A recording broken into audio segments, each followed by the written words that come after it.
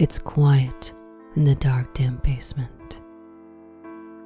The walls are covered in dancing lights, wonderful hues of blue and white. The television is on, and the sound is down low as to not wake anyone. I'm sitting on the couch, a tattered, ugly green object that has been lost to time. It smells faintly of mold, and a few small rodents scurried out from under it when I sat down. On the tube, people are talking, dancing. It appears to be a recording of a wedding, perhaps for a family friend. The picture is low quality, very fuzzy. The tape is no doubt old. It was in the machine when I turned the television on. I stare transfixed. The people, despite the horrible picture, are wonderful looking. Beautiful even. Beautiful, I whisper, smiling. A noise upstairs, the sound of someone walking down the stairs, makes me jump, and I stand quickly and quietly, slowing my breathing even though I know they can't hear me. With one hand, I shut off the television, and now every inhale and exhale sounds as loud as a fan blowing air directly in one's ear. I creep to the bottom of the stairs, still alarmed. I'm not supposed to be down here, and it's late. Perhaps the family heard me, or maybe it's an intruder. This new thought strikes terror into my heart, and the pumping and thudding in my ears grows louder as my pulse races. My breathing quickens, despite all my attempts to be quiet, and I know if they were to open the door up there, they would hear me, and my cover would be blown. Almost panicking and ready to bolt, I step on the lowest stair and begin to climb, praying that none of them creaks. I'm almost to the top when one of them does. A creak so loud that it surely woke half the block, let alone anyone in the house. I hear shuffling on the other side of the door, padded feet scurrying about through the room. A female voice calls out, calling for a man, or perhaps a boy. It does not matter, the name is not mine.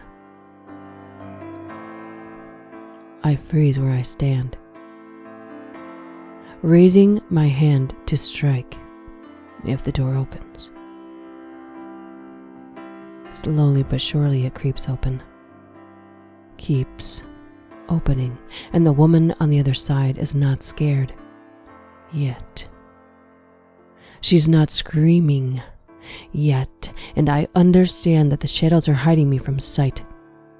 But then she flicks the light switch for the stairway and I attack, swinging my hand toward her face as hard as I can.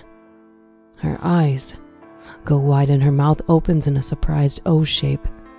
A split second before her head goes flying and her body crumples to the ground.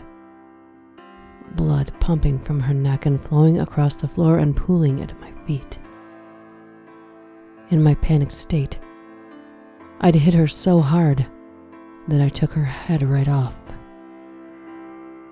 That coppery smell fills my nose and my heart rate becomes steady. There is not a single sound in the house. I step into the room and flip the switch for the light, closing the door behind me. Once again submerged in complete darkness, I reach down and run my fingers through her long brown hair, picking up her head and raising it to eye level. I run my long, wet tongue over her cheek, tasting her sweet white flesh. I nibble her parted lips with my sharp teeth, savoring her. Beautiful.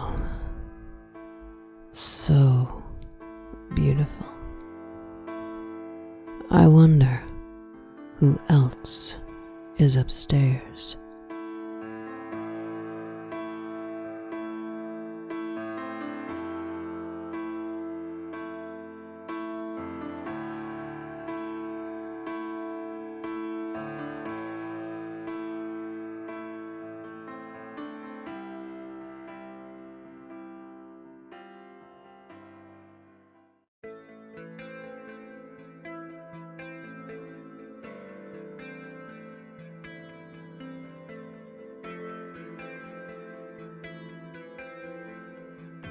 The music pulses all around me, and the strobe lights are going wild. All around me, the club's atmosphere whirls like a living, breathing creature. People are dancing. The music is so deafening that you could barely hear the torrential rain outside, and I'm the only one standing still and feeling very much alone. Have you ever felt loneliness so acute that it eats away at your insides and makes you weak at the knees? You have never felt real loneliness until you realize that even in a room packed with people, you are quite alone. I feel tears prick the corners of my eyes, but I can't let anyone see them. My friends are dancing their heads off, and I can literally see their bodies steaming in the cold air. They laugh and hold out their hands, beckoning me to join them. But I shake my head and stalk back to our table. I'm on my third Shirley Temple, because I'm that lame, when someone clears his throat beside me and asks if he could have a seat. May I? I look up. It's a tall guy with nice wavy hair and smiling gray eyes. He's grinning shyly, but I'm too indifferent to care. I shrug. Sure, my friends will be back anytime soon. He looks at me curiously. You don't seem very pleased, he says apologetically. Oh no, sorry, it's not that. Clubs aren't my thing. He leans toward me. Want to take a walk instead? I frown, but it's raining. I have an umbrella, he counters. Come on, it'll be fun. He extends his hand out to me and waits patiently. After a few seconds of deliberation, I take his hand and let him pull me out the door. We don't really talk much. We just walk under the pouring rain and stop to look at things. Everything looks soft and dreamy, and I feel calm and happy. The downpour soothing my anger and washing my sadness away. Feeling better? He asks, wiping a raindrop away from my cheek. I nod laughingly, feeling delighted and giddy. I've always loved the rain, and tonight was no exception. Good, he says, because I've wanted to do this all night. He tilts my chin up and kisses me softly, and I taste rain and peppermint and him. I can't breathe, and I'm lightheaded all of a sudden, but he's not stopping, and I don't know how to react. He pauses to catch his breath, and I stagger against him. He grips my arms, and I can feel his heart racing under his shirt. I'm sorry, he says quietly. It's okay, I say to cover up my confusion. Look, Kira, I look up sharply. How do you know my name? I ask him accusingly. He cups my face with his palms and looks at me intently. Don't you remember me? And then it all comes back to me, and I feel hot, hurt, betrayal paralyze me. It's him. The reason I'm sad and hurt and alone. The reason why I am the way I am. I hate you. I hiss at him venomously and pull away, and I run from him, glad that the cold rain was masking the tears streaming from my face. Back in the club, I sit shivering, while the bartender thrusts a cup of hot tea in my hands. I didn't know you served tea here, I commented through chattering teeth. He looks at me sympathetically. We don't, but I thought I'd make an exception for you. I sip it slowly, warming my hands on the cup. I still feel frozen inside. Why is he here? Why now, of all times? The music suddenly fades, and there's an announcement from the stage. There's a touring band playing tonight, the announcer says. I look over, and I see him standing in front of the mic, his bass guitar slung on his broad shoulders, his hair still wet from the rain. Kira, I know you're here, he begins. I didn't mean to barge back into your life all of a sudden, but I couldn't stand being away from you any longer. Even if you keep pushing me away, I'll still be standing here and waiting. Please, don't push me away this time. I traveled so far to get here. His band starts playing, and I recognize the song. It's my song, the one he wrote for me. Their lead singer's husky voice sends shivers down my spine. When I hear them sing my name, I stand up with a sob. I make my way down to the stage, and my sadness finally breaks, and I see his relief and the immeasurable happiness on his face. I can almost feel him strumming on the bass, and it's like a second heartbeat for me. I see him, and he's smiling, and I feel like I've finally come home after being lost for a very long time. I don't have to tell him. He already knows.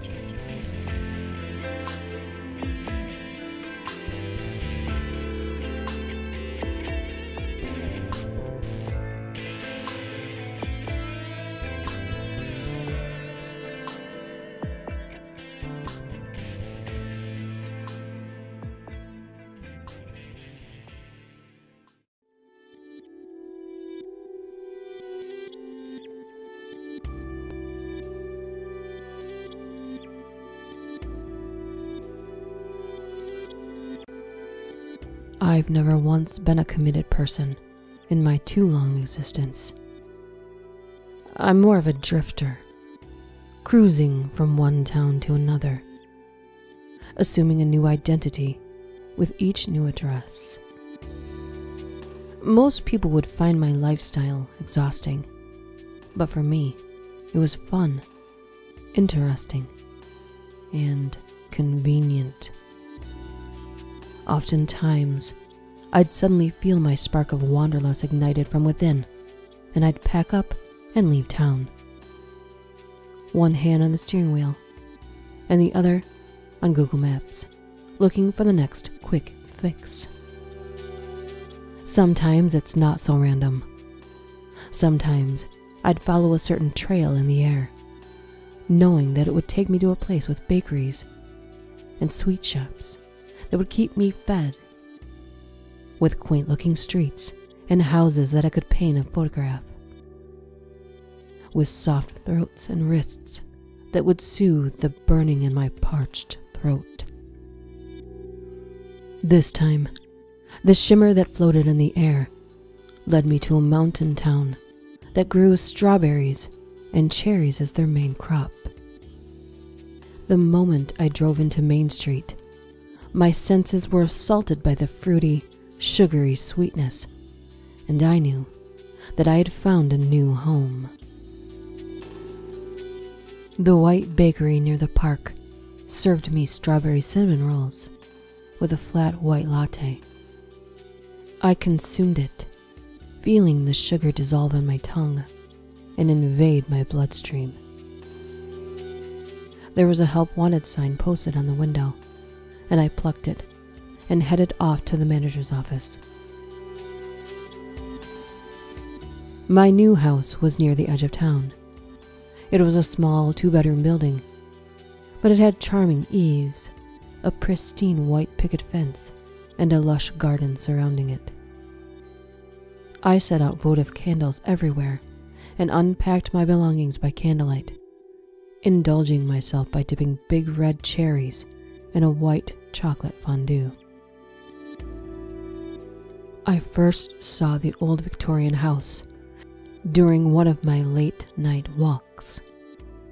It was a large, sprawling house and had Christmas lights blazing every night of the year. The moment 6 o'clock rolled around, the house transformed into a fairyland of blinking white lights. I had taken to trespassing through the strawberry fields at night to stand in front of that house, watching the lights, camera in hand. Its weight was comforting in the cold. The owner started coming out after my 3rd time. I was a bit worried that he would tell me to get lost, but he never did. At first, he would just stand by the window and watch me, hidden behind the thick velvet drapes. After a few nights, he got used to me and abandoned his post behind the curtains, standing right in front of the window and smiling at me, his black hair moving slightly in the breeze. We never talked, but he finally invited me in. He has bruised, bleeding lips, and I think he's trying to tempt me. We talk about random topics, jumping from subject to subject over our cups of tea. But I'm distracted, and my eyes keep straying back to his lips. I wonder if he bit them. I wonder if he's doing it on purpose. He's telling me a story about his job. Something about volunteering overseas to help the less fortunate. I listen half-heartedly, my gaze trained on his mouth like someone hypnotized. Sometimes he stops to take a sip of his chai, and he runs his tongue over his lips afterwards. He asks me a question, and I answer in length, while he sits and stares and nibbles worriedly at the corner of his lip. His teeth break the skin, and a thin trickle of red stains the tip of his tooth. I didn't notice that I was leaning forward until I realized that I'm only a few centimeters away, and his breathing has become rapid. I can hear his heartbeat hammering in his chest. He waits. I close the distance and start sucking on his lower lip. His blood is sweet. Afterwards, I spent part of every night with him. I'd read in bed, and he'd write poems on my back, and sometimes I'd draw on the surfaces of his too pale skin. But mostly, we'd just lie in bed and indulge in each other, drunk on blood and strawberry wine. It was a pleasant arrangement, and I'd sneak out in the morning, tired and bruised, but with my lips red with his sweet, sweet blood. But he had begun to get attached to me, and with it brought a feeling of unease. I was sure I saw him a couple of times during my shift at the bakery, hunched behind other people, his eyes watchful on me. I knew I had to leave town that night. He knew. The moment I stepped inside his house, I smelled the trepidation, ripe and thick in the air. He was holding a gun, with his finger on the trigger, and a thin sheen of perspiration gleamed dully on his forehead. "I can't let you go," he whispered. "Take me with you." I smiled at him lovingly, trying to work my compulsion on him, but his eyes are crazed behind their outward calmness, and I know that no amount of compulsion would work on him now. "What you're feeling is an illusion," I say, trying to reason with him. "My saliva produces a chemical that drugs you and makes you feel euphoric. It's not permanent. You'll recover after a week or two." "I don't want to recover," he screams. "If you leave me, I'll die. So I'm gonna have to kill you, unless you stay here with me." "Don't be like that," I beg him, because I don't want to kill him. His eyes are filled with tears. He has gone completely white, and the red wounds on his throat and the bruises on his wrists stand out starkly, accusingly. The wounds made by my teeth and loved by my lips. He raises the gun to eye level, and his hands are no longer shaking. His eyes have lost their last vestige of sanity. I shake my head sadly and smile. "Goodbye," I whisper. There's a gunshot, and to both of us, it's like a clap of vicious thunder. I leave town that night, my body singing with blood, but my eyes full of tears. I can still taste him on my lips, and I sigh with regret. Why does it have to end like this every time? But I don't have time to contemplate this for long. I see a faint trail of sparkles in the air and feel a smile tug at the corners of my mouth. There will be a new town. There will be new bakeries to feed me with sweets, new picturesque houses to watch, and soft, warm flesh to pierce and feed from. And maybe I'll have another chance to lie supine in bed, drunk on blood and strawberry wine.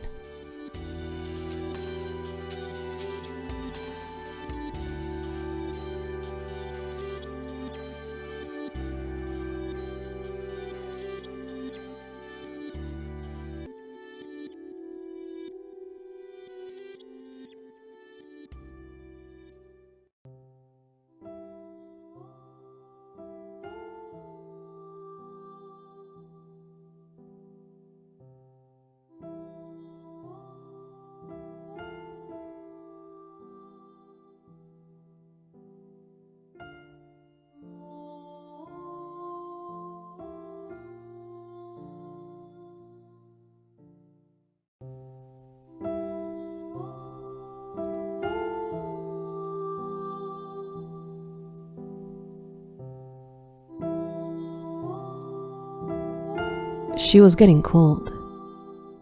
The chill on her full lips, on her delicate fingers, making her even more beautiful as she blushed white and blue instead of pink. I offered her my coat, but she declined, ignored me in fact, The distant, far-off look in her unfocused eyes seemed as though she were gazing back through endless fog to memories long since lost to time. I understood, having spent much time wandering those foggy trails of memory myself, and did not blame her. With a gloved hand, I reached out and stroked a damp strand of loose hair behind her ear, my touch surprising me in how gentle and caring it was, perhaps even almost loving. It was true, then. I was capable of tenderness, a far cry from what had brought her out here, to where she lay now beside me in these woods, staring up at the moon as it washed us in cold, stark light. Indeed, her soft skin, bearing on throat and half-bared arms, the darkening tale of the trauma that had preceded our tryst, was as pale and cold as the moonlight that shadowed and highlighted every feminine nuance of her form. Even underneath the layers of clothing that concealed her lithe curves, her beauty was clearly noticeable. No wonder she caught my eye back there in the tavern. It was a rural joint, small but oddly sprawling, its wooden hallways echoing as if to emphasize and bemoan its emptiness. Floors and fixtures worn smooth over its long years, clinging to its better days, just like its gruff patrons. Usually, these were just the time-worn figures of copy-pasted, palette-swapped farmers and truckers, faded by sheer personality, almost into a grayness that was felt rather than seen. A grayness that hung over them and was exuded by them like a body odor. No matter how bright their identical shirts and identical mesh-backed caps might have once been, though now they were all stained with white-edged blotches and the sour stench of years of sweat. Alongside them were the aged hippies, clinging nostalgically to long-lost youths made unnaturally resplendent in alcohol-soaked hindsight.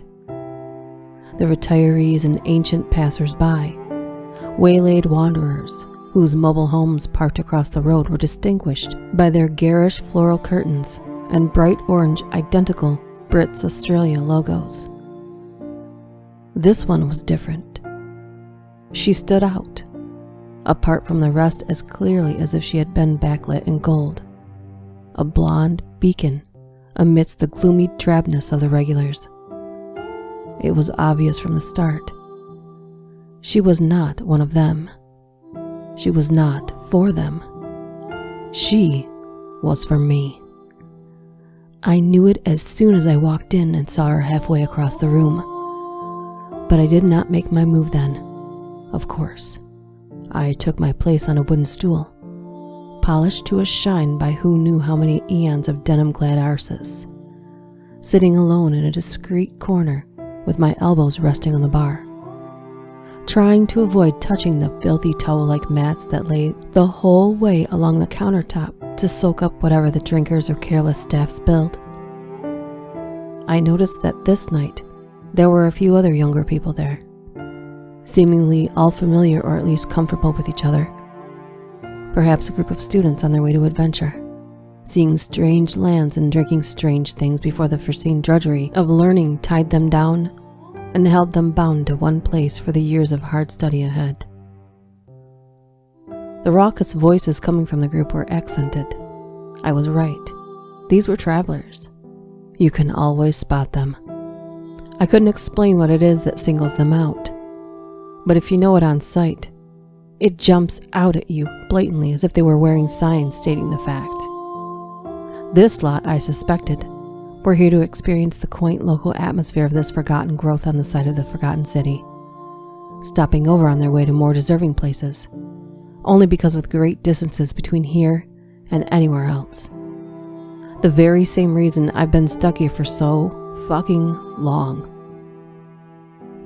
I could feel my teeth at the back of my jaw clenching, grinding against each other with a bone-shattering low screech that ached through my skull and my upper vertebrae with almost comforting pain.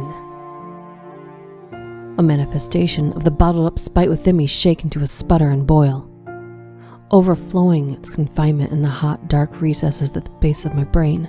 Hatred for these carefree idiots that had no idea how good they had it and took their freedom and good health for granted, flinging it about with intoxicated abandon as if it were limitless and inconsequential.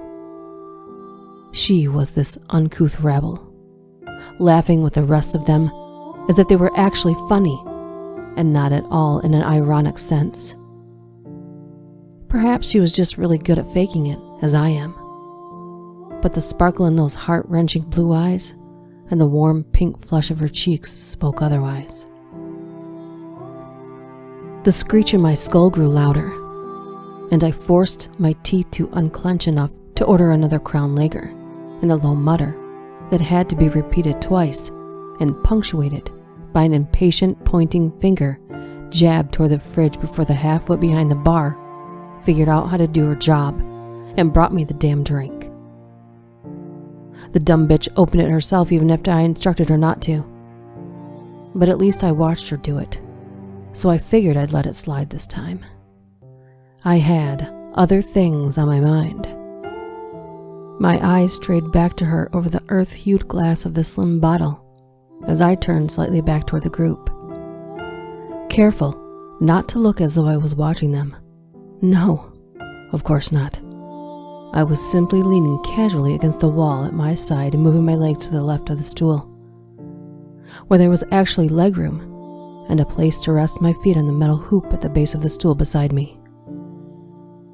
Unlike the side facing the bar, which was inexplicably too close, forcing one to semi-straddle the seat with knees pointed anywhere but straight ahead, as if trying to ride a very uncomfortable horse into a brick wall, while trying not to slide off the slightly too high stool, due to the awkward positioning and distribution of the weight that this ridiculous posture enforced.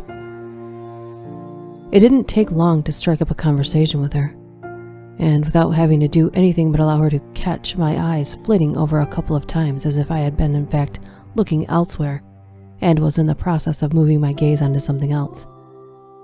She merely had been in the path between, as if I were in fact the one noting her looking, not the other way around. It's a very effective trick. Despite being so simple, it's astounding to me that it even works at all. She swept up to stand beside me, propping her elbows on that disgusting towel mat thing that I had been avoiding with mine. A lipstick-smudged pint glass dangling in her left hand, and her right angled daintily under her chin as she made a theatrical slumping motion and gave a theatrical sigh, still tinged with that delightful European accent. Even her sighs gave away how far she was from home. She asked me in a lilting, almost singing tone, why I was sitting over here by myself looking so glum. Ah, an opening. Thank you, my lovely little Scandinavian sweetheart. You're doing so well already. She sat down beside me soon enough, shunning the company of her increasingly loud and obnoxious companions to instead be with me, and she opened her mind and heart to me, letting me in without resistance, and you can be assured I accepted this invitation, at least as readily as she gave it. This is what I had been waiting for since I first arrived, but I knew not to rush, not to push her, to let her reach for me rather than do the reaching myself, lest my eagerness be seen for what it was too early and scare her away, or worse, be mistaken for something pathetic and pitiful and cause her to laugh at me. Either way, thus ruining the whole magnificent arc of this intricate play I was so carefully weaving before the second act could even begin.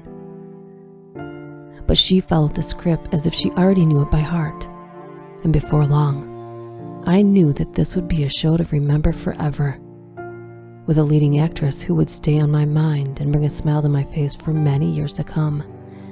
She was perfect. And now here she was, well into the third act, the second having gone so smoothly, I had been tempted to question if it were not in fact a dream.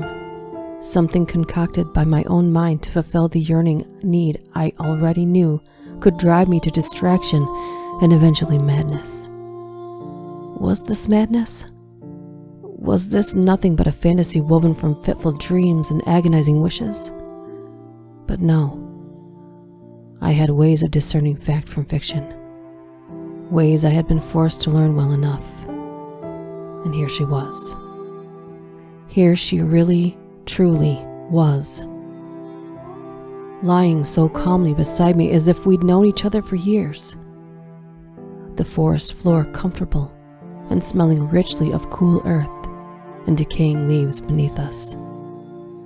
The rocks, the sparse yet tangled undergrowth, and the tall ghost-like trees that hemmed us in releasing the day's warmth into the night air with the scent of cooling granite and eucalyptus oil, and the ever-present little groans and cracks barely audible to the untrained ear.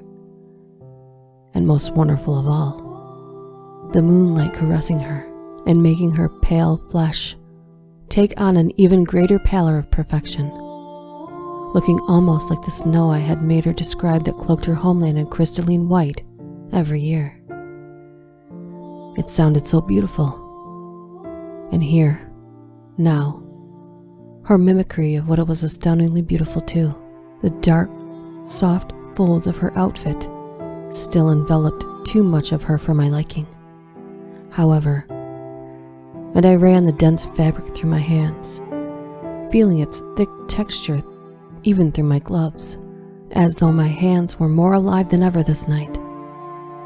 But it was with a gentle, even playful tug on some part of this material that I wordlessly beseeched her to allow me to pull away that last barrier between us, and wordlessly she acquiesced. What need had either of us for words now? I made her close her eyes, perhaps partly to stop her staring off at nothing like that, to bring her back to here and now and to me, yet without needing to worry that I might look up and see her eyes on mine. I've never been comfortable with that, and it throws me off anything I'm doing at the time, as if by that contact some spell is broken. But to be honest, I'm not really sure why I did it. Or if that was the whole reason, I don't know. But she did it without resistance.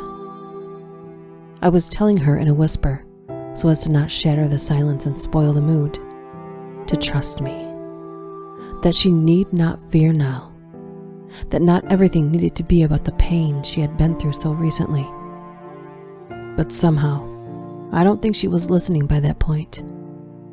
I think I let out a nervous laugh, amused by the irony that it was she who had been through so much and been given so much cause for fear, and yet here I was, the one who seemed to be slightly terrified by the situation we were in.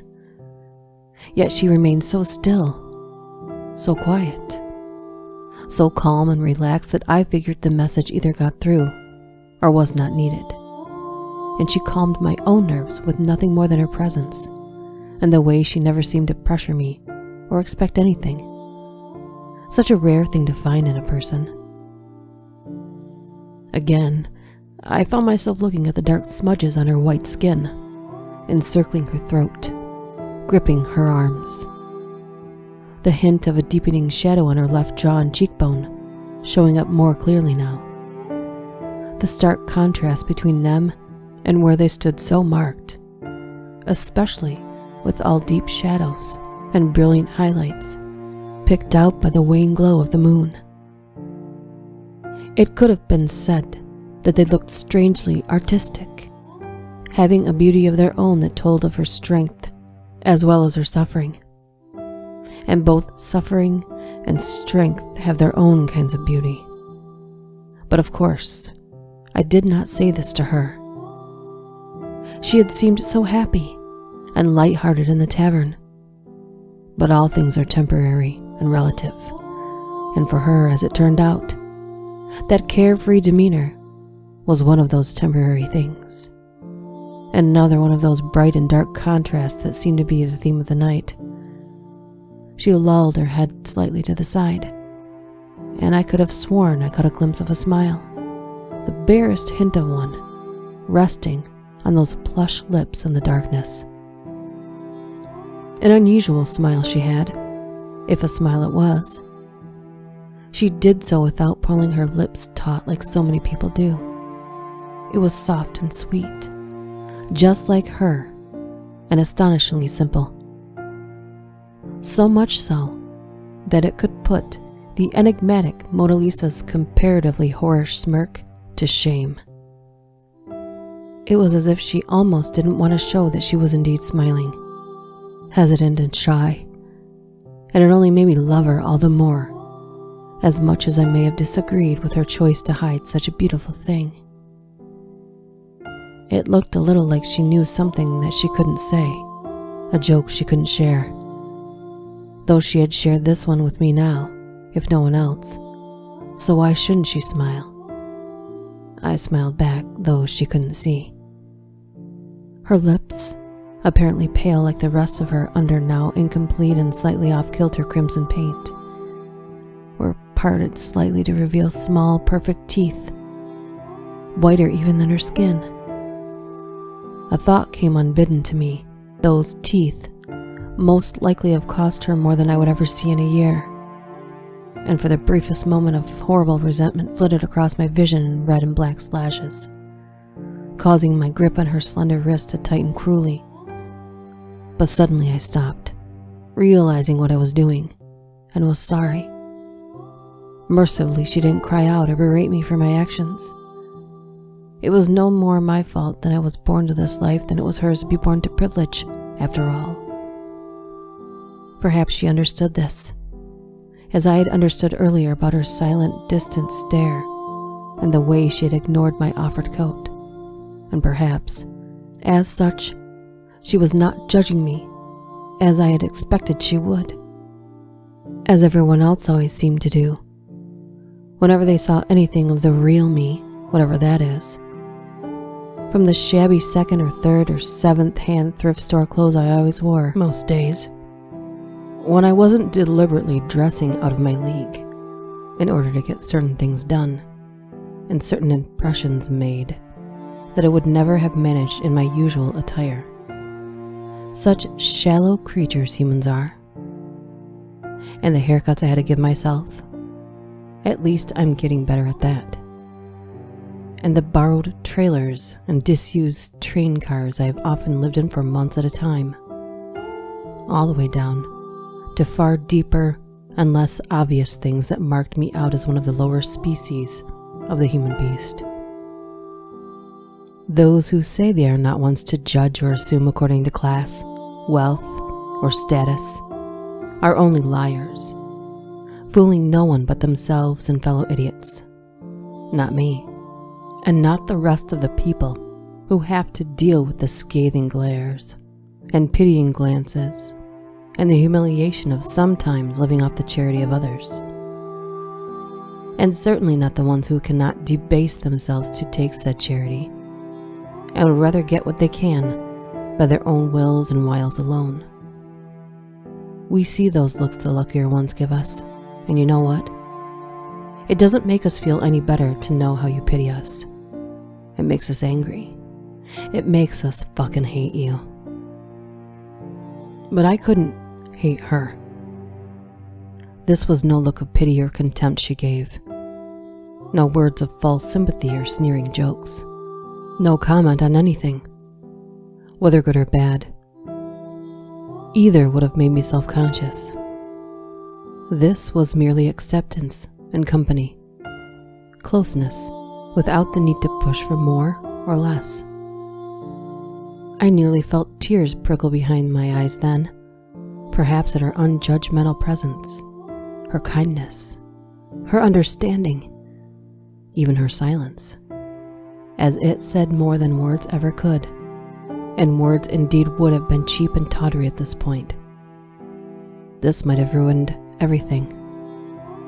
And even as I held back the wave of unexpected emotion, I tried to express my gratitude to her with the gentlest of touches on her cool, smooth skin, trailing my fingers down her newly exposed waist. I knew it was probably stupid of me, but I had to touch her with my own hands, and I pulled the gloves off with my teeth, suddenly unwilling to take both hands off of her at once to remove the fine black leather that kept us apart. I was startled and made suddenly paranoid by the sound of breathing, heavy and close enough to hear over my own racing heartbeat, and was even more surprised to find it was my own. I laughed then. What an effect she had on me. Still with her eyes closed, she let one hand that had been resting on her toned stomach drop limply to her side, seemingly reaching for me in blindness, and I grasped it in one of my own. Pushing her top up a little further with my remaining free hand, I noticed another shadow over the left side of her ribs, along the bottom curve, just like the shadows elsewhere on her body.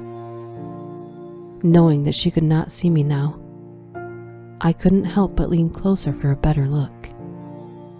The bruise was dark, indigo and purple, and tinged with a sort of virulent magenta, speckled with tiny but intense red spots here and there that marked broken capillaries. It was a rather brutal-looking injury, but she didn't seem to feel it now. And in the silver light, I had to admit that it was strangely beautiful. It made her ribs and muscles seem to stand out with even more precise perfection, as if the darkness emphasized and outlined the shimmering whiteness of her supple skin. Again, there were the heady contrasts that brought out the clarity of the light and the purity of the dark. It seemed sick that I should find such things so intriguing, so alluring. But who's to say what is sick when those whom society deem healthy are so far apart from life and truth that they can't even see what's right in front of them? So far apart from reality that they shut it out and claim it does not exist, that their own false, constructed, narrow, and confining world is the only one that has to be right, even though it could never exist on its own, without the much bigger world outside, supporting and nourishing it, and allowing it to stay secluded and safe behind its walls. Who really are the sick? Who is the one lost? He who finds his own reality and knows it, embraces it, loves it for what it is, or he who shuts it out, tries to change it, and strives to forget its existence when he realizes he has no hope of affecting the unrealistic changes he so craves. Such rationalization has dwelt, writhing, seething in my mind many years already, not only in the darkest corners, and will for as long as I live. And yes, I live right here in my darker, harsher, larger, and far more vibrant world. But there was little going through my head this night but the pounding of my heart and the rush of my blood as I took her hand and carefully laid it upon my thigh. My fingers wrapped around hers on the one side and on the other, tracing every line of those exquisitely sculpted ribs and every detail of the cruel shadow below them. I didn't put my hand any further up her shirt. For some reason that felt crude, even though what I did next should have registered as far worse. But at the time, I suppose I could say that nothing much was registering at all but the moment, the sensation, the pure ecstasy of the encounter. I unclasped her hand at last when the trembling subsided and the world rushed back into place around me, and I was suddenly aware once more and wondering how much time had flown by unnoticed, as her grip had started to become noticeably stiff, and the only thing warming her now was the sticky mess on her palm and fingers, and what little heat she was absorbing from where I touched her. I came back to my senses. Time. Fucking hell. Time had passed too much of it, and it was well and truly past the moment I should have been gone. I couldn't afford to stay with her, even if she could have lasted forever, but I was not so delusional yet as to think that she would get any more appealing with age. This was the most beautiful she could ever be, here, now, and I would keep her only in my mind, not in person, even if there had been some way to take her home with me that wouldn't involve unacceptable risk. I knew I wouldn't do it. She would not stay lovely for long. But as it was, she was preserved forever in my mind as one of the most treasured memories, which was surely more profound and loving than she might have otherwise. Who remembers a traveler who simply falls off a cliff or gets hit by a car, or meets some other vague, mundane tragedy along the road? Who recalls an old, withered husk with such reverence as I held for this creature who helped me bring my most closely guarded dreams into tangible reality? Her final days, if they were anything like those so many faceless, sheltered, unremarkable people, or even the remarkable ones are given these days, may have been dragged out in pointless weeks, months, years, spent in a hospital bed, alone and sick and weary of a life she could no longer even remember. Would that be any more right than what I had given her? Now she would be remembered, and not just by me. Though, of course, I would be the only one who had these particular visions of her, which made them intimate in a way that so few ever got to experience from the other side. Victims of people like me are always held with such high regard and given an elevated status amongst our society. In a way, I had made her immortal. She would be beautiful forever, not just in my mind, but in the minds of all who had ever thought of her. And now she would never outgrow her glory. But she could not be found, of course, at least not yet, not for a long time. A shame, but necessary. I turned back to the bag I had brought, which had so incited her curiosity earlier, a thought that brought a smile back to my lips, in spite of myself and the urgent hurry I was now faced with. I pulled out the last of my tricks: double-strength plastic garbage bags, a hacksaw, and a small folding shovel with a sharply pointed tip. The ground could be kind of rocky out here.